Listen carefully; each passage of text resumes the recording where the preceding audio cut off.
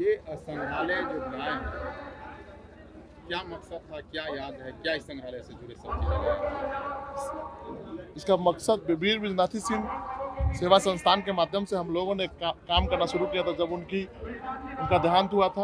और देहांत का कारण आप सबों को पता है। उसके बाद हम लोगों ने बिजनाथी सिंह को कैसे जिंदा रखा जाए, कैसे बिजनाथी सिंह की कृतियों को जन जन तक पहुंचाया जाए, उसके लिए हम लोगों ने एक ट्रस्ट का निर्माण किया था।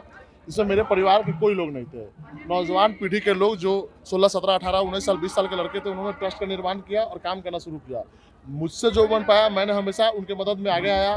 इस कारण से एक बड़ा वर्ग वीर बिजनाथी सेवा संस्थान से जुड़ गया, जिसमें बहुत सारे शिक्षक भी थे, बहुत सारे चिकित्सा से जुड़े लोग थे, बहुत सारे लोग अन्य फील्ड से जुड़े हुए लोगों ने इस ट्रस्ट को योगदान भी दिया और उसके लिए काम भी किया, निस्वार्थ काम किया। और उस ट्रस्ट की झलकियों को हम चाहते थे कि आम जनता, गरीब, असहाय, वंचित वर्ग देखे कि बिजनाथी सिंह के जाने के बाद भी बिजनाथी सिंह के नाम का जो ट्रस्ट है वो आम इंसान के बीच में कैसे काम कर रहा है। अब तक हाजीपुर, पटना, अन्य शहरों में इस ट्रस्ट के द्वारा काम किया गया था, पर दियरा इलाके में, गरीब इलाके में इस ट्रस्ट के द्वारा जो काम किया जाना था वो नहीं किया गया था। इस वर्ष से हम लोगों ने 7वीं पुण्यतिथि के अवसर पे हम लोगों ने सोचा कि इसको गाँव तक कैसे ले जाए। इस क्रम में हम लोगों ने एक संग्रहालय का निर्माण कराया जिससे लोग जुटेंगे।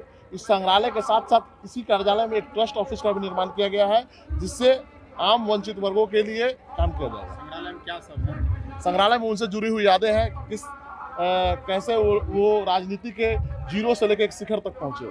बहुत सारे लोग जो विधायक, मंत्री, सांसद बन जाते हैं, बहुत सारे मुख्यमंत्री भी हैं हमारे बिहार के, जिनको कोई जानता, नाम तक नहीं जानती युवा पीढ़ी। और बिजनाथी सिंह बिना पद पे रहते हुए जब बिजनाथी सिंह को मौका मिला अपनी योग्यता दिखाने का, उन्होंने बिहार पुलिस में भी योग्यता दिखाया, गैलेंट्री अवार्ड से सम्मानित हुए। बिहार पुलिस में गए तो गोल्ड मेडल मिला निशानेबाजी के लिए, दौड़ के लिए गैलेंट्री अवार्ड मिला।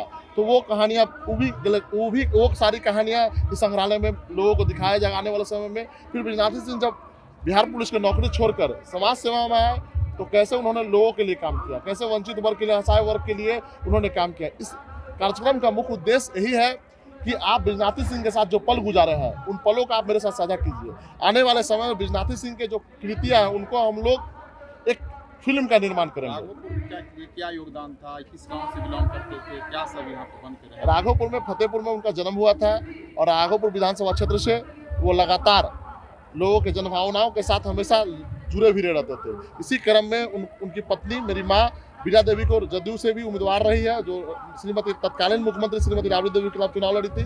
और उस चुनाव को बच्चा के जहन में किस प्रकार का चुनाव हुआ था, कैसे उनको हराया गया था, किस प्रकार के भ्रम का जाल फैलाकर बिजनाथी सिंह के जो स्वरूप था उसको पूरी तरीके से जनता से अलग किया गया था। उस स्वरूप को बदलने के लिए ये ट्रस्ट काम कर रही है। ये संग्रहालय दिखाएगा लोगों को कि बिजनाथी सिंह के जो रूप को आपने जनता के सामने रखा है, बिजनाथी सिंह का दूसरा भी रूप है जो हमेशा जनता के लिए सोचा करते थे। बिना किसी पद पर रहते हुए बिजनाथी सिंह ने इतना लोगों के लिए काम किया है। इसी का जमावड़ा है कि आप देख सकते हैं कि बिहार के बड़े बड़े लोगों की पुण्यतिथि में 1500 लोग नहीं आते, लेकिन 10 से 15,000 लोग अभी तक आए हुए हैं और लोगों का आने का तांता लगा हुआ है। मुखिया थे क्या?